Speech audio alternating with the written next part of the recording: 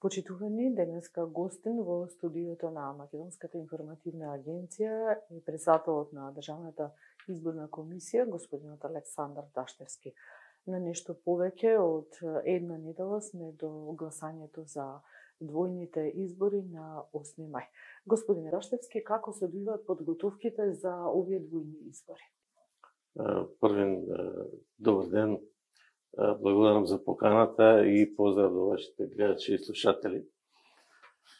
Па сега со оглед дека се работи за вториот круг и некои работи веќе се завршени за вториот круг, во првиот круг, уште подобро се одвиваат подготовките. Дури и за викенд се работеше. Во петокот го утврдивме изгледот на гласачкото ливче, кое ќе биде за вториот круг на председателски избори, а овие другите за парламентарни веќе се печатат при крај се. Записниците и другите доверливи материјали и недоверливи материјали. Така што веќе сме во добра подготовка, ги вратија сите овие убизи, што ги викаме ние, уред за биометриска идентификација на гласачите, и ги празнат, па ги полнат со податоци за вториот круг. Така што имаше многу работа за викенд, исто извештаите ги примија од медиумите и така натаму. Значи, многу работа, меѓутоа се надевам дека бидејќи во првиот круг испадна се добро, ја малку би рекол тука мора да се каже дека една од ретките светли точки, ако не единствена во извештајот на ОВСЕ-ОДИХР, е пофалбата за ДИК дека добро извршила својата работа, што не беше случај со другите државни органи. Значи, кога ќе се стават вистински луѓе на вистински места, може да се заврши добро работата, што би требало да биде пракса кај нас, да не биде исклучок. И навистина ми е драго што излезе тој извештај и така како што излезе. Се надевам дека во вториот круг ќе биде уште подобро, бидејќи, како што видовме во првиот круг, оние инциденти, да речем груби и такви, немаше и се помина во најдобар ред. Отприлика сите партии ја знаат својата позиција, така што нема потреба да се создава нервоза. И мене ми беше страв во првиот круг од тие изолирани инциденти, меѓутоа очигледно дека повеќето казни во кривичните постапки што се водеа влијаат на тоа да не се прават некои непромислени работи, бидејќи вие ќе скршите некоја кутија, па после ќе се соочите со судска постапка, па со ефективна казна и така натаму, не се исплати баш да се прават такви работи. Оваа година специфично за изборите кај нас е тоа што имаме паралелно втор круг на председателски избори и парламентарни избори. Но тоа ќе значи и подолг процес на гласање, во смисла од доаѓање на гласачот на избирачкото место, потоа барање во избирачкиот список, проверка, и тука имаме една ситуација на изјаснување на гласачот дали ќе гласа за двата вида избори. Дали ќе може да ни ја појасните комплетно оваа постапка, бидејќи Државната изборна комисија неодамна донесе едно упатство со кое што им укажува на гласачите дека на денот на гласање ќе треба само еднаш да дојдат во избирачкото место. Па веќе ние неколку пати ја појаснивме тоа упатство не е баш ново. Мислам дека има повеќе од месец дена, месец и пол можеби.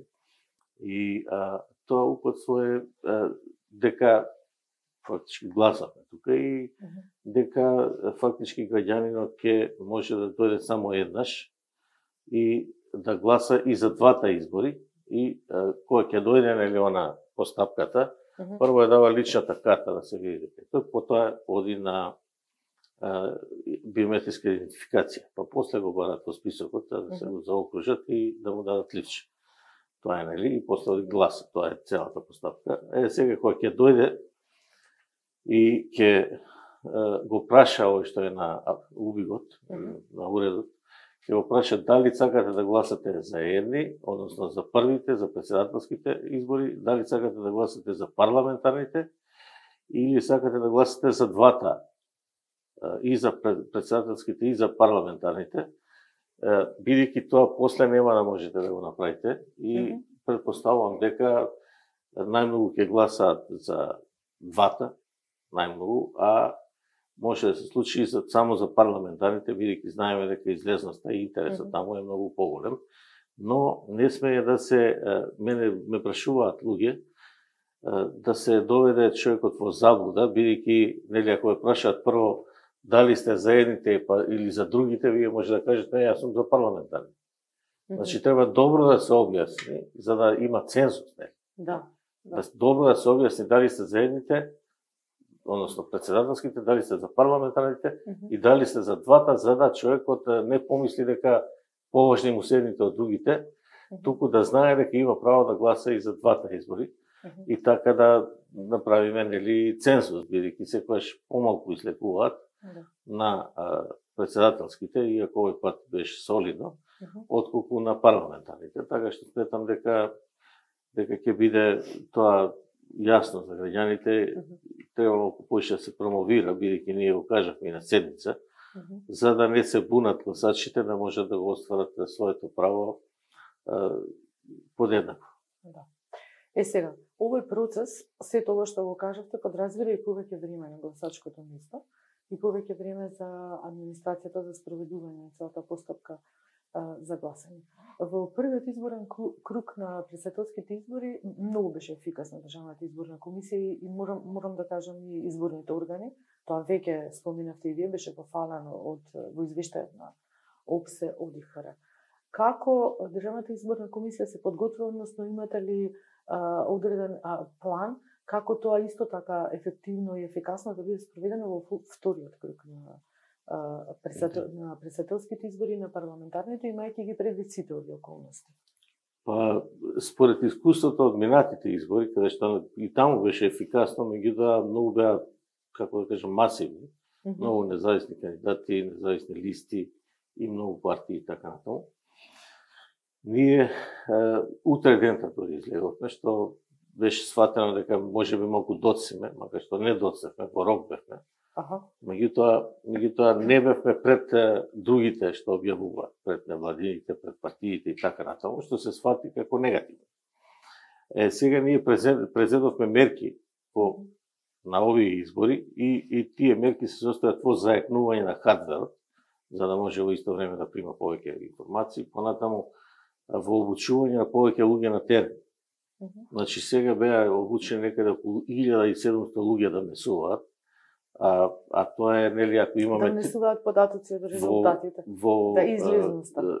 Обезбедивме за сите тие 1700 лаптопи во соработка со РЗС статистика, лаптопи обезбедивме таблети, обезбедивме компјутери некаде и за да одат побрзо податоците. И сега тоа е втората работа, 1700 луѓе, тоа е скоро на 2 места по еден. А знаеме дека, нели, во школите има и по 3-4. Да. Така што тоа беше втора работа и трета работа, внесот, самиот внес, го скративме. Например, ако имало 13 имаше важни графи, сега го скративме на 17 внесат, кои се многу битни, и тие да се испратат. Така што дупло се намалува времето за кое би се потрошило за внесување. И сега сакаме тоа уште да го подобриме за вториот круг. Морам да кажам дека со оглед дека се двојни избори, не може да биде толку ефикасно, меѓутоа секако дека ќе биде прилично ефикасно и во вториот круг. Да. Сакате да кажете, не би можело толку брзо да излезат резултатите после вечерта? Да. Веројатно ефикасно би било, сите операции. Од гласање до броење, нели? Ние во ова што почнав да го објаснувам, значи донесовме на одлука во петокот или четвртокот, кога беше четвртокот, се чини, донесовме одлука дека најмалку 7 луѓе треба да бидат на место на избирачкиот одбор. Значи, ако биле порано 5 па се ротирале, сега 7, па да се ротираат во текот на денот, евентуално 3 по 3 и за броење, евентуално тоа не го рековме, да бидат сите тука присутни, за да полесно завршат работа, бидејќи ќе се бројат едните па другите. И ќе се става еден па друг записник, што значи целата работа се дуплира Но со оглед на тоа дека се подготвувавме долго, го мислевме долго и така и морам да кажам дека и сите членови се прилично подготвени за извршување на своите обврски. Мислам дека ќе испадне во вториот круг исто како во првиот. Мислите дека до полноќ веќе ќе излезете? До полноќ, да, ќе излеземе затоа што сега неочекувано излеговме веќе до 10 и пол. Излеговме и јас нели не остануваме после цела ноќ чекаме резултати. Скокнав да се пресоблечам, гледам веќе сите телевизии објавуваат резултати на ДИК, бидејќи најпрецизно, најточно. Да, точно. А порано беше нели секоја партија се објавува своји, па некои други телевизии, невладини се објавуваат своји, така што малку тоа ствараше конфузија. Да. Сега ни доаѓаат празници. 1 мај великденските празници, но за изборната администрација претпоставувам дека сите што се вклучени во изборите, претпоставувам дека нема да има слободни денови, бидејќи предстојат рокови кои што се врзани со вториот круг со кампањите и со вториот круг од претседателските со парламентарните избори.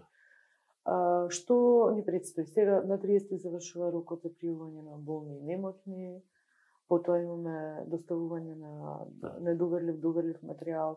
Колку гласачки ливчиња ќе бидат испечатени? Па ние одлучивме заради великденскиот празник да го продолжиме, да го помериме малку рокот и наместо сабота и недела, како што беше минатиот пак да носиме доверлив материјал во петокот и сабота. Иако се работи и тие се на некој начин празници, Велики петок, Велика сабота, и одлучивме барем денот Великден, најголемиот христијански празник, да им го оставиме на луѓето да се релаксираат. Сепак да подсетиме дека станува збор прилика за администрација околу 40.000, 35-40.000 луѓе. И сега фактички ако го оставиме тој ден, најверојатно и во понеделник, бидејќи они после општинските изборни комисии треба еден ден пред гласање да го достават до избирачките одбори. Значи тоа е веќе вторник. Така што ќе се одвијат сите действија како што треба, за тоа што нели тие рокови уште не се завршени за болни, немотни, за затвореници, за раселени лица и така натаму. Значи тие ќе се завршат наскоро и веќе ќе биде отпечатен поделен материјал претходно, затоа што они гласаат еден ден порано. И тоа ќе биде завршено во вторник, бидејќи вторник веќе е ден кој нели е работа. Мислам, вообичаено сега не работен за нашите изборни органи, но работен ден, а среда е нели прогласен за неработен. Така што сметам дека и овој пат ќе ја завршиме ефикасно и успешно работата за достава на материјалот, бидејќи веќе не е испланирано. Ги заклучивме сите работи што беа важни пред викендот, за да може да се работи. Бидејќи нели викенд се работи, кај нас нема викенди, и се работи и на техниката и на материјалите овие печатни. Да. Какви избори очекувате? Каков втор круг претседателски парламентарни избори очекувате? Имајќи ги сите околности, имате ли одредени размислувања во таа смисла, порака до учесниците на изборите? Па ние, со оглед на тоа дека првиот круг помина добро, нема потреба од некои неправилности на изборите. Може би после ќе има во преговорите, но гледаме дека кај нас со оглед дека целиот свет оди напред, техниката оди напред, се менуваат условите и изборите веќе не се она што беа. Може би на референдум, последен пат имаше тоа 3 секунди, 2 секунди, така натаму. Но тоа беше на крајот на гласањето, а претходно исто имаше период каде што немаше такви работи, као што потенциравме во повеќе интервјуа, претходно разговори и така натаму. Многу работи се преземени, пред се избирачкиот список кој електронски се прави и не може да се случи нешто, да речеме и тие што ги немаше порано па правеа проблеми, сега имаат приговор на избирачкото право да стават и во момент, ако го има кај нас во базата, му се дава решение да гласа, така што многу работи се сменети, особено и со отпечаток на прст, веќе некој, ако размислува за некои неправилности, мора да го исклучи действието во самата просторија, бидејќи тука или ќе го препознае, или нема да го препознае убивот. Така што сметам дека и вториот круг ќе помене во најдобра атмосфера. Ја повеќе пати сум зборувал дека ние нашето треба да го завршиме, бидејќи ние не можеме да знаеме дали некој ќе му текне нешто да прави или не и како ќе се однесуваат другите учесници во изборите. Меѓутоа, од она што го видовме, моја лична проценка е дека најверојатно ќе помине слично како во првиот круг, со тоа што нели имаме сега малку подолго, можеби редици да се створат и тоа, но ќе се менаџира. Еве ја реков и на пресот дека делува така дека ние нешто посебно не преземаме, а ние сме во перманентен контакт со координаторите наши, раководителите на сектори, со општинските изборни комисии, каде што има проблем со дури со избирачките одбори, ако има потреба и постои одговорност, постои и дисциплинска и кривична одговорност, така што е, како што знаете, за овие 3 избирачки места во Куманово, каде што не се одвиваше гласањето, на минатата седница ги разрешивме тие избирачки одбори и правната служба ќе процени дали за тие избирачки ќе се процесуира постапката понатаму, а од тоа дали ќе има нешто, ако процени правната служба, тоа ќе зависи веќе од истражните органи. Да, што е со избирачкото место во Липково? А во меѓувреме добивме приговор, значи приговор за местото 1121/1 во Липково, каде што, како што пишува во приговорот, нели претседателот на избирачки одбор дал 2 ливчиња наместо едно и на некој гласач, и тоа го забележал некој член на избирачки одбор. После нешто во расправи го избркале тој член, па тој викна полиција и така натаму, сега да не го раскажам пред да не прejudicирам, денеска треба да одлучиме за тоа. Господин Баштевски, вие спомнавте технологијата, а моето последно прашање во ова интервју се однесува на гласањето во диаспора. Имаше многу забелешки дека за мал број гласачи се испратени избирачки одбори за нели сумата, парите кои што се вложуваат практично за гласање во диаспората. И претходно сме зборувале дека треба да се промени овој начин на гласање во диаспората. Кое е вашето мислење по однос на ова прашање и колку пари всушност имате ли проценка се потрошени за гласање на диаспората? Па јас имам мислење, меѓутоа сметам дека тоа треба да се реши во согласност на најголемите политички партии и да се реши во органите каде што треба, во Министерството за правда, каде што работи работната група за измени и дополнување и за донесување нов законник, и дека подоцна во собранието треба тоа да се изгласи. Значи, тоа е инаку доколку ме праша, доколку учествам, инаку ја не учествам како председател, и би можел да кажем некои искуства, што ние стално одиме на наблюдување и одиме на конференции и гледаме, затоа што вака не е проблемот во тоа што се трошат пари. Мислам, секако дека секогаш е проблем во тоа, меѓутоа нема резултат. Значи, сега ние немаме во диаспората за парламентарни, немаме гласање, а за председателски имаме на пола ДКП, во пола земји, и тие се со многу мал број на гласи. Значи, име 570-580 во Германија, тоа е максимум. Така што 2400 во цел свет, мислам, ДКП, а од тие пола гласале. Што значи дека е ефикасноста нула. Например, во Пекинг, вие пракате 10 души, а 12 се пријавите. Тие 12, не знам, 9 гласа. 9, да. Така што помалку гласале, колку што има присутни. Така што мислам дека треба да се смени тоа не за друго, но навистина треба да се најде некој метод во кој диаспората ќе се пријави, ќе гласа и ќе си биде застапена во парламентот и ќе одлучува за проблемите кои ги има таму, односно овде, кога ќе дојдат луѓето. Така што тоа останува да се види после изборите, бидејќи сега е завршена работа и ќе одат на втор круг председателски, бидејќи парламентарни нема доволен број да се гласа воопшто. Господин Гашевски, јас ви благодарам за ова интервју. Ви посакувам вам и на членовите на Државната изборна комисија успешна организација и спроведување на изборите 2024.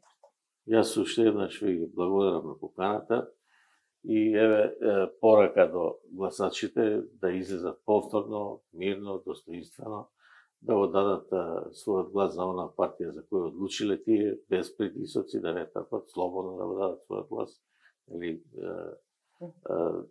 фер, демократски и слободни избори, така што да покажеме дека сме на високо ниво на свеста и дека знаеме што е демократија и ја применуваме на дело.